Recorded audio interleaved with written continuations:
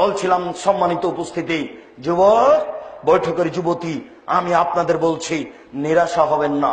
আব্দুর রাজাক সাহেব যেভাবে বললেন বাঁচার পথ কি সেইটা বলেন। আজকে যা বললেন তাতে তো বাঁচার পথ দেখি না, বাঁচার পথ কি সেইটা বলেন একটু। জি, দয়া করে আপনি অপেক্ষা করুন, আপনাকে আমি বাঁচার পথ বলছি।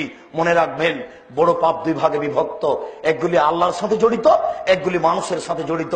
মনে রাখবেন, বড় পাপ দুই ভাগে বিভক্ত, একগুলি আল্লাহর সাথে জড়িত, একগুলি মানুষের সাথে জড়িত। এই ছেলে, তোমার বাপ কোটি কোটি টাকা সুদ খেয়েছে।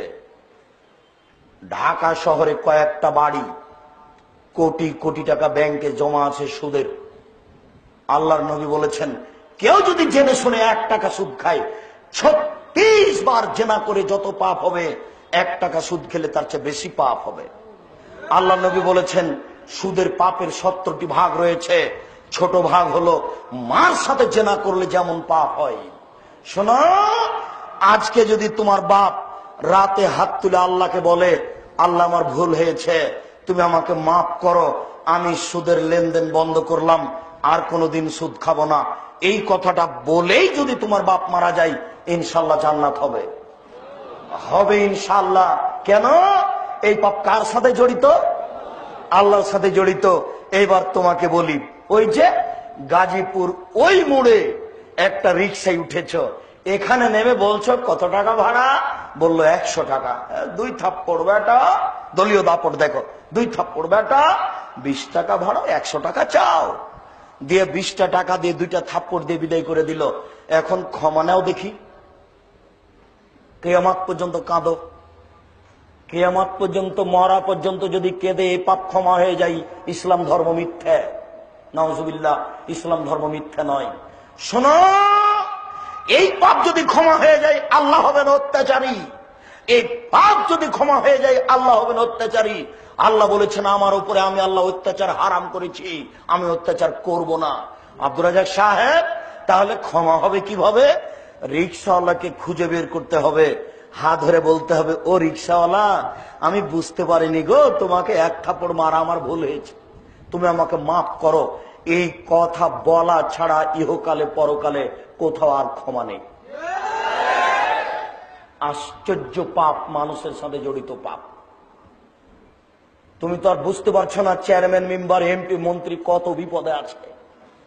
তারা যদি বিপদ বুঝতে পারতেন, তাহলে জনগণের সামনে হাত জোড় করে বলতেন, জনগণ আমার ভুল হয়েছে, জনগণ আমার ভুল হয়েছে। আমার গাজীপুর বাজারে আমার বাপের 1 শতক জমি আছে, ওখানে আমি একটা দোকান করে বাকি জীবন খাবো, আমি দায়িত্ব পালন করবো না, আমি চলে গেলাম। উনি বুঝতে পারছেন এটা কত কঠিন। কি করে? একটু। কি করে? একটু। কিভাবে? একটু। 1 বস্তা গম ছিল জনগণের, আর 1 বস্তা গম ছিল তার বাপের। তো ওখান থেকে কিছু গম এদিকে চলে এসেছে। না না না, কিছু নয়, 100 না, 100 নয়, একটা গম 10-এর এদিকে চলে এসেছে। চেয়ারম্যান সাহেব দেখলেন যে 10-এর গমের মধ্যে থেকে একটা গম আমার ভিতরে চলে আসলো। চেয়ারম্যান সাহেব গমটা ওইদিকে করলেন না, এবার তিনি হজ করতে চলে গেলেন। হজ করতে গিয়ে কাবা ঘরের গিলাপ ধরে কাঁদছেন, আল্লাহ আমার ভুল হয়েছে, মাফ করো, আল্লাহ কিছু গম আত্মসাৎ হয়েছে, তুমি মাফ করো।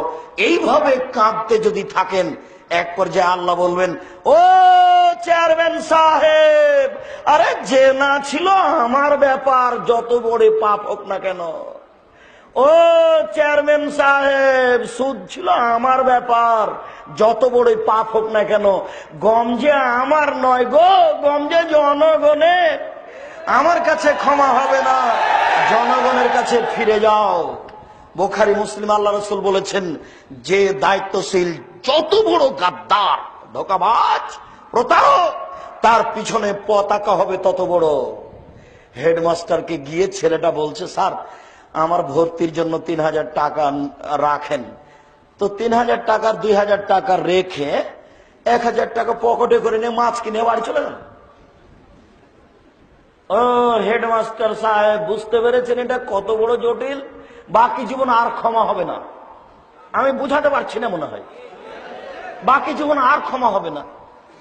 এটার পথ কি, এটা একটু বলবো, কিন্তু পাপ এত জটিল, আপনাকে আমি কি দিয়ে বুঝাই। এইটা আপনার বাপের জমি 62-62 জমি জরিপ আছে, নিখুঁত জমি। ওখানে আপনি আলু চাষ করেছেন। আলু চাষ করে এই গাজীপুর বাজারে বড় আলুগুলি মুখের উপরে রেখে মাত্র 5 টাকা ঠগে বিক্রি করলেন। এখন ক্ষমা নেন দেখি। কিয়ামত পর্যন্ত কাঁদলে ক্ষমা হবে না। যত মানুষকে ঠগে আলু বিক্রি করেছেন সবার কাছে টাকা ফেরত দিতে হবে। গরু জবে করেন বিক্রি করেন, গোস্ত গরু জবে করেন বিক্রি করেন, দিনে কোটি টাকা ইনকাম করেন, তাতে আসে যায় না। কিন্তু প্রত্যেক দাঁড়িতে 50 করে গোস্ত কম দিয়েছেন, এবার ক্ষমা নেন দেখি। বুঝাতে পারলাম না যে না, যত বড়ই পাপ হোক না কেন এখনই যদি আল্লাহকে বলেন, চোখের পানি ফেলে আল্লাহ আমার ভুল হয়েছে আমাকে মাফ করো, একবার বললেই ক্ষমা হয়ে যাবে ইনশাআল্লাহ। শতবার আপনি কেঁদে বলেন সেটা ভিন্ন কথা, এটা আল্লাহর সাথে জড়িত পাপ ক্ষমা করা সহজ। শুনুন,